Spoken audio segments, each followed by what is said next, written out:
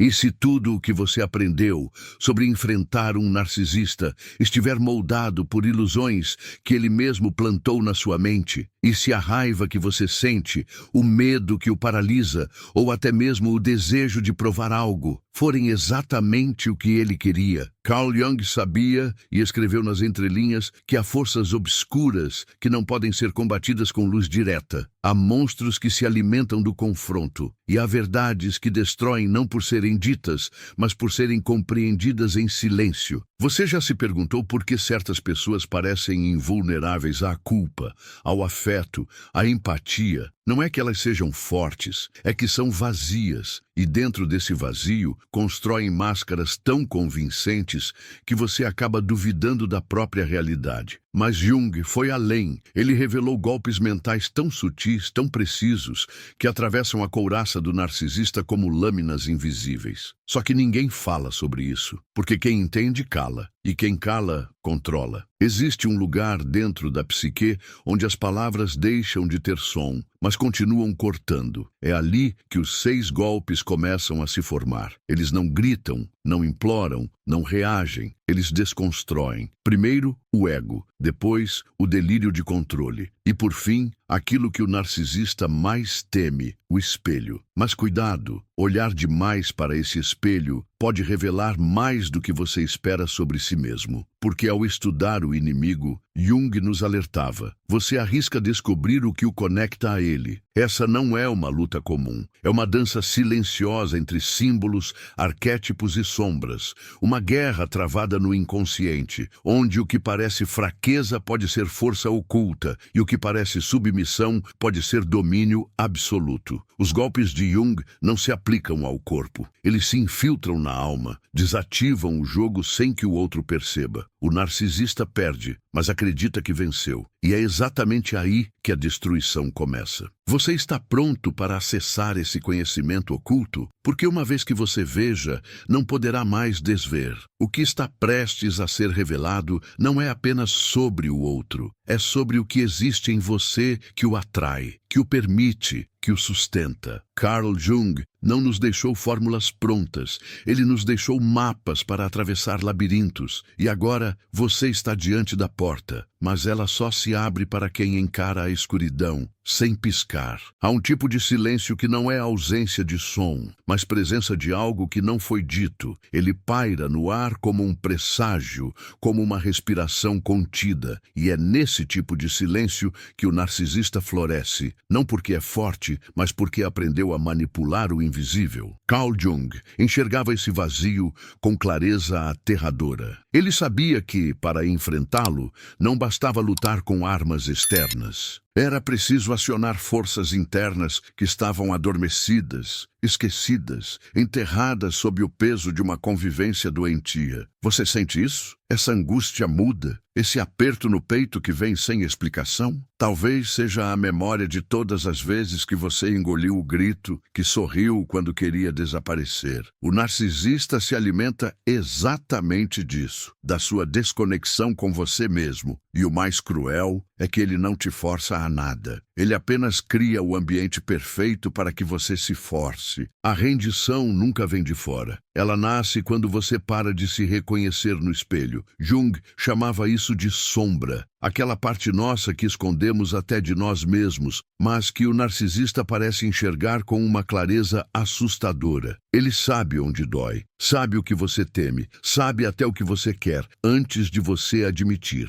E ele usa tudo isso como se estivesse tocando um piano desafinado, produzindo sons que ninguém ouve, mas que você sente vibrar por dentro, golpe após golpe, sem levantar um dedo, porque o ataque nunca vem da frente. Ele se instala pelas costas, no inconsciente. É aí que tudo começa a ruir. Primeiro, você questiona a sua reação. Depois, a sua percepção. Em seguida, sua memória começa a falhar. Você diz: isso não aconteceu assim, e ouve. Tem certeza? E a dúvida se instala como um veneno que não mata, mas enfraquece. O golpe psicológico mais eficaz não é aquele que impõe, mas o que confunde. Carl Jung alertava: o perigo real não está no outro, mas na brecha interna que permite que o outro se torne um reflexo ampliado do que você ainda não integrou. E quando você tenta reagir, quando tenta se afirmar, o jogo vira contra você. A sua dor vira exagero. O seu grito vira drama. O seu cansaço vira ingratidão. E sem perceber, você começa a andar em círculos dentro da própria mente, tentando provar algo que nunca será aceito. Porque o narcisista não busca verdade, ele busca domínio. E nada domina mais do que a sensação de impotência instalada lentamente, como uma névoa que cobre tudo, até o que parecia claro. Você já se pegou justificando o injustificável, perdoando o que sequer teve arrependimento? É nesse ponto que a destruição silenciosa começa. Mas Jung nos ensina algo que o narcisista nunca espera: o retorno ao centro. Há uma força que desperta quando você decide parar de reagir ao outro e começa a se escutar. Um tipo de lucidez que não grita, mas queima. E nesse fogo interno, as máscaras começam a derreter, a dele e a sua. Porque sim, há uma parte sua que também se alimentou desse vínculo, uma parte que sentiu valor ao ser necessária, que acreditou que amar era suportar tudo, que confundiu empatia com anulação. E reconhecer isso dói, mas também liberta. Jung sabia que a cura começa quando a dor deixa de ser negada e passa a ser vista como caminho, não como fraqueza, mas como ponto de partida. Uma ferida aberta é também uma porta para dentro. A pergunta que permanece no fundo da mente não é: por que ele fez isso comigo? Mas por que eu fiquei? Essa pergunta é uma lâmina, mas é também a chave, porque só quem encara essa resposta pode reverter o jogo. E não com gritos, não com revanche, mas com presença. O narcisista não suporta a presença verdadeira, porque ela revela sua ausência essencial. Ela ilumina a farsa. E onde há luz, o jogo acaba. Você está disposto a olhar com sinceridade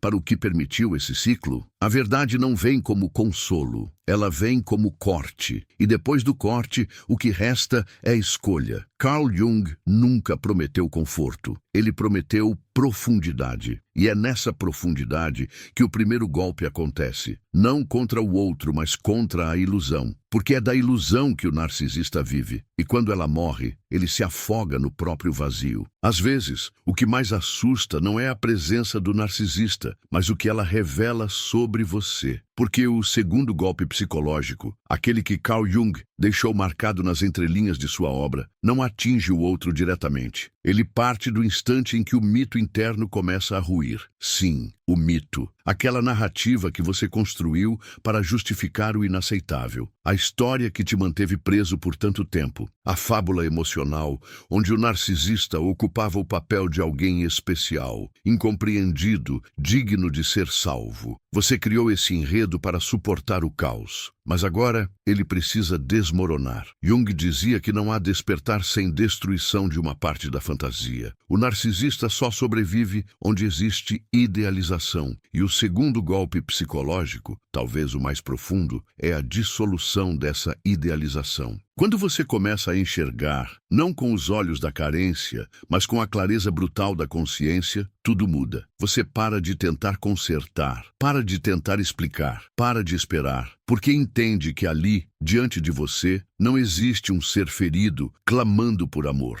Existe uma estrutura vazia, uma engrenagem feita para sugar, manipular e sobreviver às custas da sua luz. Esse golpe não faz barulho. Ele vem como uma quebra interna, uma rachadura na narrativa. Você está no meio de uma conversa aparentemente normal e algo dentro de você se desfaz. Uma palavra, um olhar, uma ausência. E o que antes era aceito como parte do jogo, agora soa absurdo. É como se o feitiço estivesse se quebrando. E você não sabe explicar, mas sabe sentir.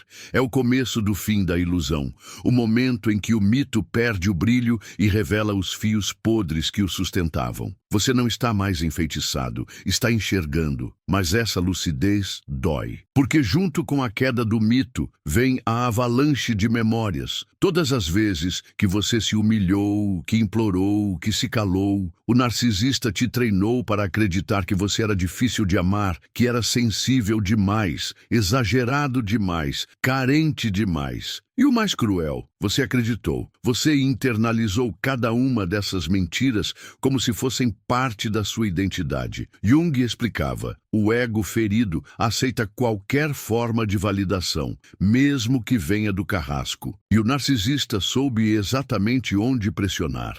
Nesse segundo golpe, o que se destrói não é o narcisista, é a ilusão de que ele poderia te dar algo que você mesmo não encontrou dentro de si. Você começa a se perguntar: por que eu precisava tanto ser visto por alguém que nunca quis me enxergar? Por que eu insisti tanto em um espelho que só distorcia meu reflexo? São essas perguntas que fazem o sangue da alma circular de novo, que trazem de volta a autonomia emocional. Porque o vínculo com o narcisista nunca foi de amor, foi de carência, de espera, de ausência tentando preencher a ausência. E é nesse ponto que o segundo golpe se torna irreversível. Você não precisa confrontar, gritar, provar nada. Basta enxergar e permanecer enxergando. O narcisista não suporta ser visto pelo que é, porque sua força está no disfarce, na encenação. Ele sobrevive da fantasia que você projeta sobre ele. Quando essa projeção desaparece, ele sente o colapso. É como uma estrela que perde a luz emprestada do seu olhar. Ele começa a se desorganizar, fica confuso, irritado, agressivo ou implorante, tudo ao mesmo tempo, porque percebe que algo escapou do controle, algo silencioso, mas fatal. A essa altura, talvez você ainda hesite. Afinal, há culpa, há lembranças boas, há aquela parte sua que insiste em acreditar que ele pode mudar, que se você fizer mais um pouco, se for mais compreensivo, mais calmo, mais amoroso, talvez ele se transforme. Mas aqui está o ponto cego. O narcisista não muda com amor. Ele se molda para manipular. E todo gesto aparentemente gentil vem carregado de intenções ocultas. Carl Jung dizia que o inconsciente não mente, ele se manifesta. E o inconsciente do narcisista é um campo de guerra que ele projeta sobre você. O segundo golpe só se completa quando você entende que o amor que você oferece não tem o poder de curar quem não quer se curar. Quando você para de carregar a cruz de uma alma que se alimenta da sua culpa e pela primeira vez coloca o peso no chão e respira, porque amar também é saber ir embora, também é saber se preservar, também é saber que você não está aqui para ser o curativo das feridas alheias. Você está aqui para se integrar, para se tornar inteiro, mesmo que para isso seja preciso perder o outro. E então vem o silêncio. Mas dessa vez não é o silêncio do medo, é o silêncio da clareza. Você não precisa mais da aprovação dele, nem da resposta que nunca veio, nem da validação que sempre foi negada. Você se basta, você se vê, você começa a se reconhecer fora do olhar manipulador. E nesse exato instante, o poder do narcisista começa a se desintegrar. Ele não tem mais onde se apoiar, porque você não é mais cúmplice da encenação. Carl Jung nos lembra que a psique busca equilíbrio, e esse equilíbrio, quando perdido, cobra um preço alto. Mas também oferece um presente oculto, a chance de reconstrução. E essa reconstrução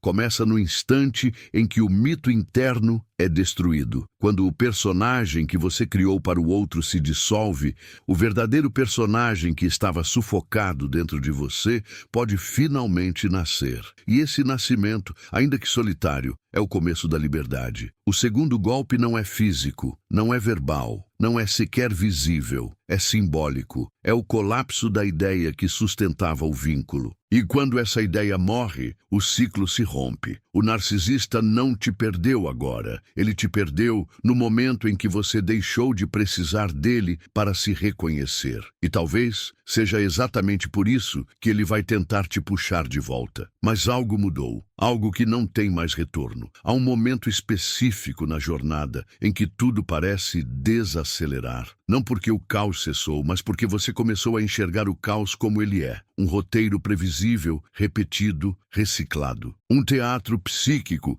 que o narcisista encena com maestria, mas que agora perdeu o impacto. E é nesse ponto que o terceiro golpe psicológico acontece, sem esforço, sem anúncio, sem retorno. Jung nos mostrou que aquilo que deixa de ressoar dentro de nós perde poder sobre nós. E o terceiro golpe é exatamente isso, o esvaziamento do jogo. Você está no mesmo lugar de sempre. Ele repete as mesmas frases, os mesmos gestos, os mesmos gatilhos emocionais que antes te desequilibravam por dias. Mas algo mudou. O impacto não vem mais. A reação não acontece.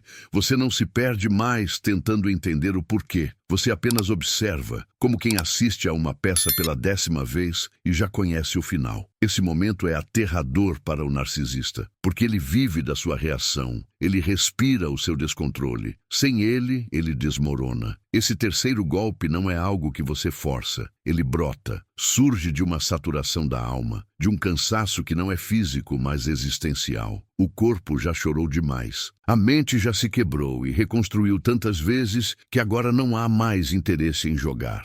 Jung chamava isso de processo de individuação, quando você deixa de orbitar o outro e começa a habitar seu próprio centro. Você para de ser extensão do campo psíquico alheio, para de ser palco para a guerra do outro. E nesse retorno ao eixo, o narcisista perde seu território. Mas cuidado, esse terceiro golpe pode parecer frieza. Você pode até se culpar por não sentir mais dor. Pode achar que está insensível, que algo está errado com você. Mas Jung nos alertava. Nem toda ausência de dor é frieza. Às vezes, é apenas libertação. O que doía não era amor, era apego, era dependência, era um vínculo forjado no medo de ficar só. E agora que você olha para tudo com distância interna, a emoção se transforma em lucidez. E a lucidez é insuportável para quem vive da manipulação. O narcisista começa a perceber que perdeu o domínio. Ele lança provocação, chantagem, silêncio punitivo, promessas vazias. Mas você não morde mais a isca. E isso o desespera, porque o controle emocional é o alimento principal da sua estrutura. Quando você deixa de participar do enredo emocional que ele construiu, ele não sabe mais como existir diante de você. Ele precisa que você sinta, precisa que você reaja, precisa que você deseje. E você não deseja mais. O terceiro golpe é, na verdade, a ausência de resposta. E essa ausência grita mais alto do que qualquer palavra. Ela rasga a ilusão de controle, porque agora não há mais cenário, não há mais tensão, não há mais jogo. Existe apenas o vazio. E nesse vazio, o narcisista se confronta com o que mais teme, sua própria falta de essência. Ele nunca foi o que fingia ser, mas enquanto você reagia, ele podia continuar acreditando na farsa. Agora, sem a sua participação, ele precisa encarar o espelho, e o que vê ali é o nada. Você, por outro lado, começa a se encontrar nesse silêncio. Pela primeira vez, seus pensamentos não giram em torno dele. Você dorme sem esperar uma mensagem, anda sem revisar conversas antigas, vive sem consultar o humor dele antes de decidir como será o seu dia. Isso parece simples, mas é uma revolução. Jung chamava isso de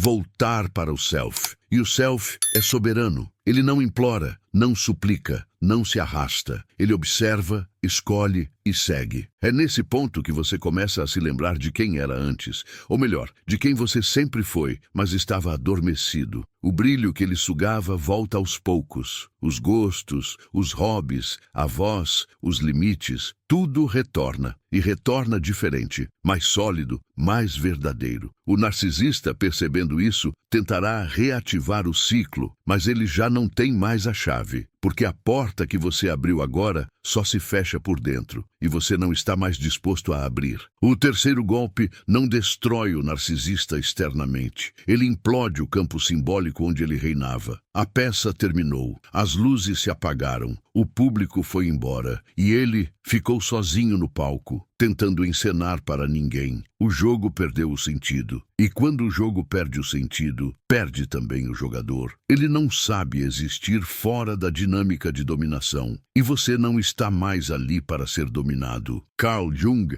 afirmava que a verdadeira liberdade nasce quando paramos de repetir os mesmos padrões inconscientes. E é isso que esse golpe representa. O fim da repetição. O fim do looping emocional. O fim da necessidade de ser validado por alguém que nunca teve olhos para ver. Só garras para aprender. Você saiu. Não fisicamente, talvez, mas energeticamente, psicologicamente, espiritualmente. E esse tipo de saída ninguém pode desfazer. Você não o derrotou no grito, você o desfez no silêncio. Isso, para o narcisista, é a pior derrota possível. O que mantém alguém preso a um narcisista não é a crueldade explícita, mas o encantamento. A ilusão delicadamente moldada, quase mística, de que existe uma conexão única, um destino inevitável, uma espécie de corda invisível que não importa o quanto se estique, sempre traz de volta. E é por isso que o quarto golpe psicológico é tão devastador. Ele quebra esse feitiço, não com violência, mas com algo mais poderoso, consciência expandida. Carl Jung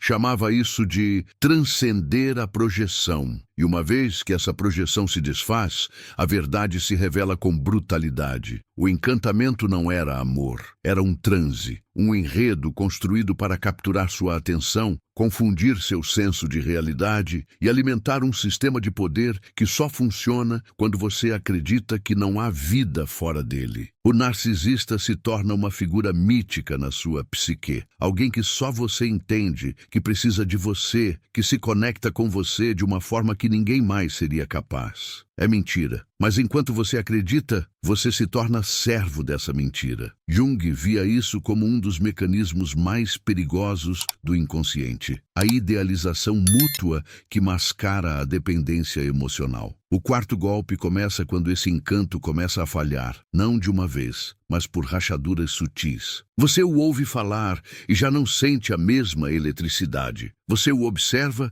e percebe padrões repetitivos, previsíveis. A magia começa a parecer truque barato. A exclusividade começa a parecer manipulação. O romantismo começa a parecer domínio. Algo em você muda, não de fora para dentro, mas de dentro para fora. Uma fresta se abre, um ruído interno se instala, e aquilo que antes te puxava, agora começa a repelir. Nesse momento, a psique inicia um processo de desprogramação. E como todo processo desse tipo, há resistência, há recaídas, há saudade, não dele, mas da ideia que você criou dele, do que ele simbolizava em você. Redenção, validação, pertencimento. O narcisista foi a encarnação do seu desejo mais profundo de ser visto, amado e escolhido. E agora você começa a entender que não era ele quem era especial. Era você que projetava a especialidade sobre ele, porque se recusava a enxergar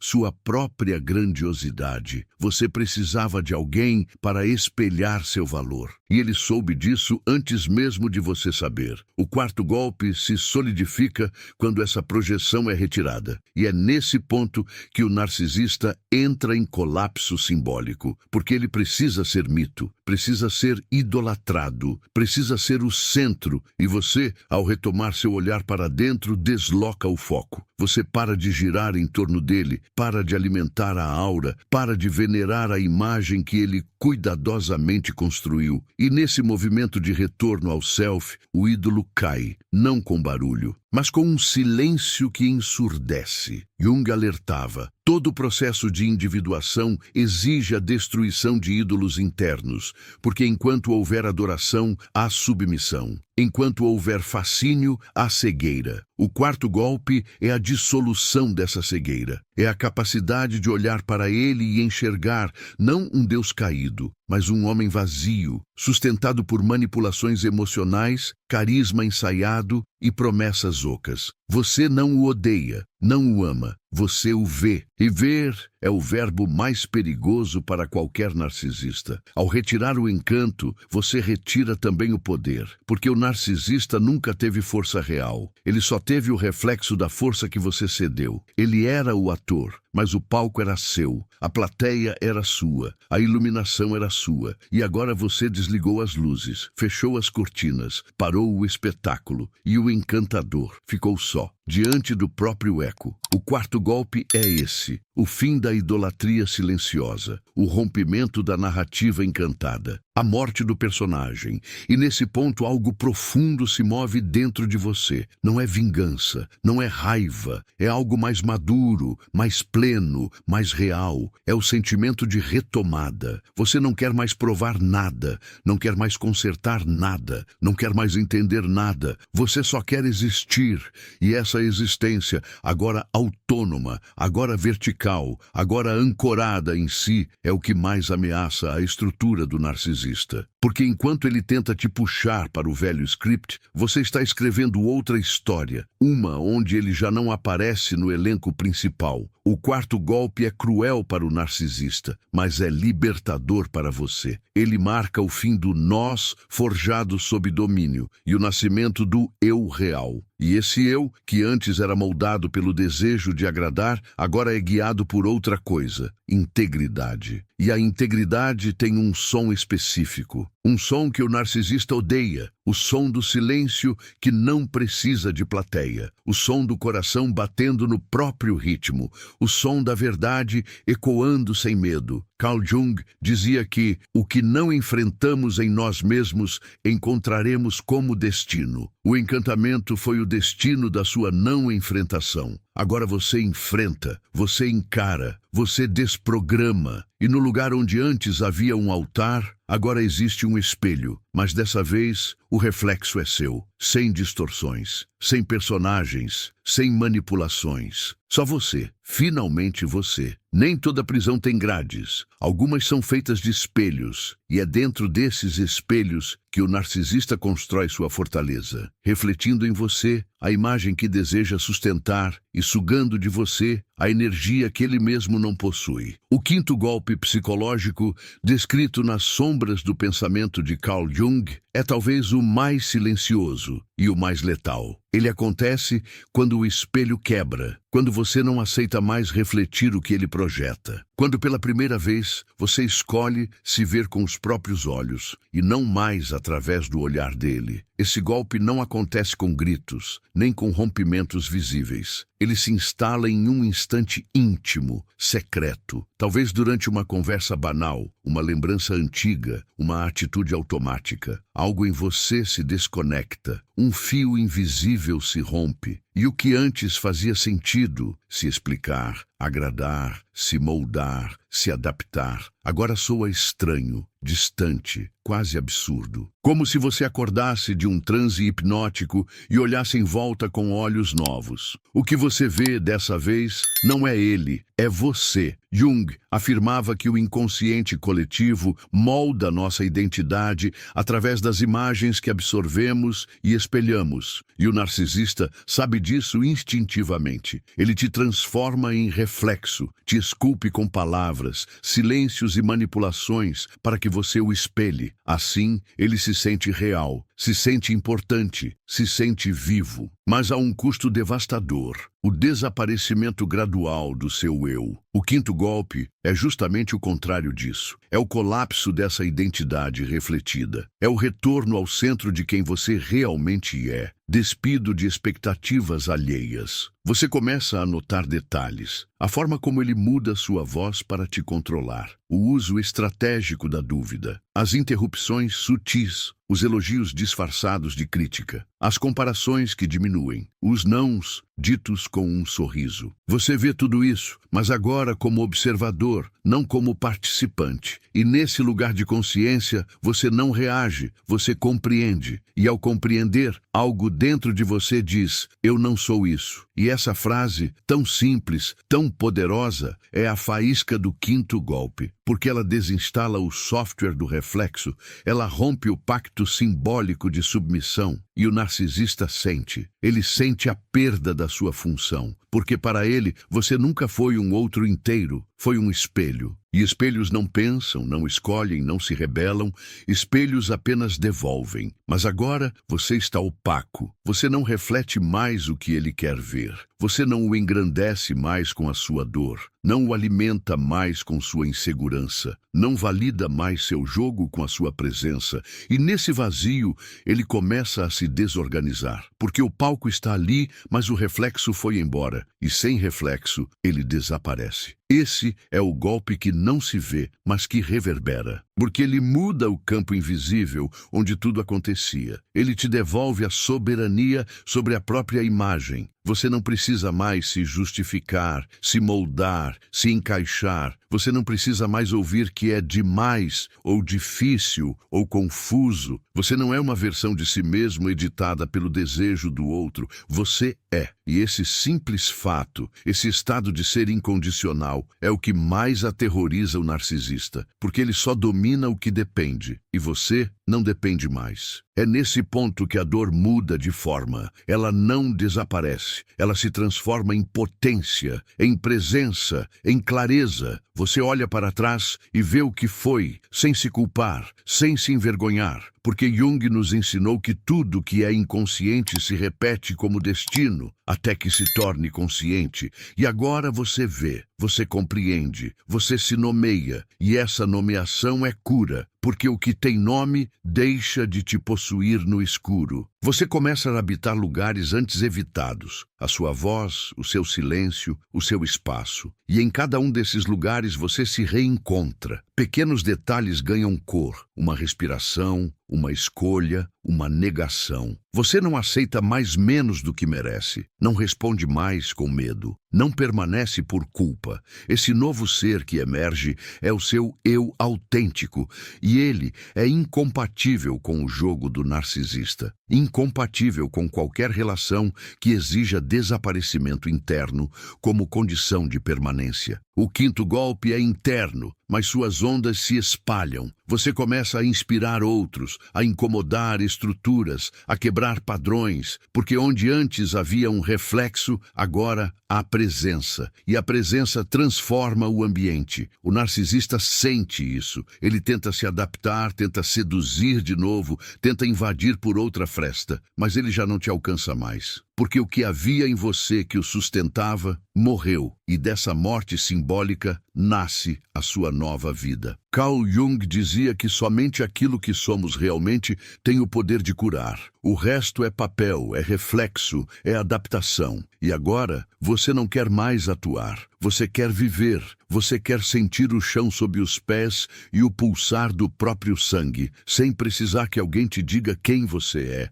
E esse reencontro, essa integridade silenciosa, é o que torna o quinto golpe irreversível. Porque não se trata mais dele, não se trata mais do que ele pensa, diz ou faz. Trata-se de você, do seu retorno a si, do seu corpo inteiro dentro da própria alma. O espelho que ele usava quebrou, e os cacos que ficaram agora refletem apenas o vazio que ele carrega. Você não está mais ali para servi-lo, não está mais ali para segurar a estrutura emocional de alguém que nunca teve base. Você se recolheu, se integrou, se viu, e esse ver é a libertação final. Há feridas que não se curam com tempo, mas com verdade. E há verdades que não se dizem em voz alta, apenas se reconhecem em silêncio. Ao atravessar esta jornada, você não recebeu respostas. Você foi levado às perguntas que talvez sempre estiveram ali, escondidas atrás de um medo antigo,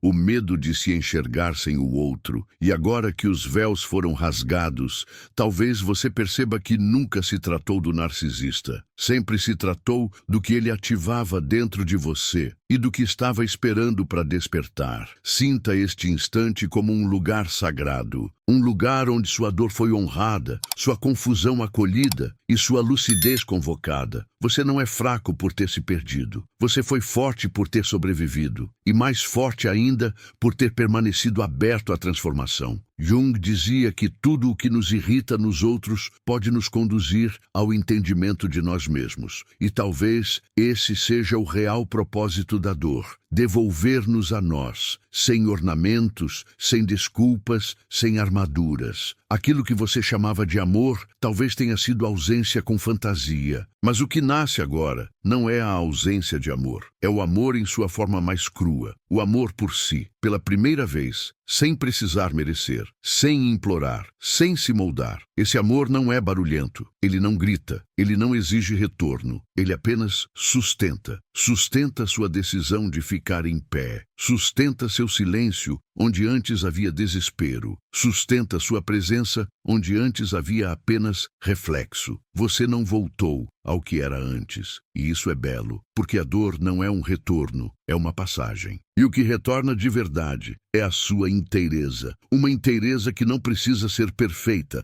mas que se recusa a ser fragmentada por jogos alheios. Você sabe o que viu, sabe o que sentiu, sabe o que permitiu. E por saber, agora escolhe diferente. Não com culpa, mas com soberania. E isso é maturidade emocional. Talvez ainda doa, talvez ainda falte, mas agora você sente a dor com dignidade e a falta com presença, porque não há mais fuga. Você está ali, inteiro, nu, real. O que o narcisista tentou destruir, sua identidade, sua autoestima, sua verdade, foi o que sobreviveu ao final. E agora pulsa, como um tambor antigo que ressoa no meio do peito, chamando você de volta para casa, para dentro, para si. Sinta isso como uma despedida simbólica, não do outro, mas da versão sua que se ajoelhava para ser visto. Ela cumpriu seu papel, te trouxe até aqui. E agora, com gratidão silenciosa, pode ser deixada para trás, não com desprezo, mas com reverência. Porque tudo que cai nos ensina sobre o que permanece, e o que permanece é o que você é quando ninguém mais te define. Lembre-se, não existe cura que aconteça sem ruptura, não existe libertação sem morte simbólica, e não existe verdade que não passe pela dor.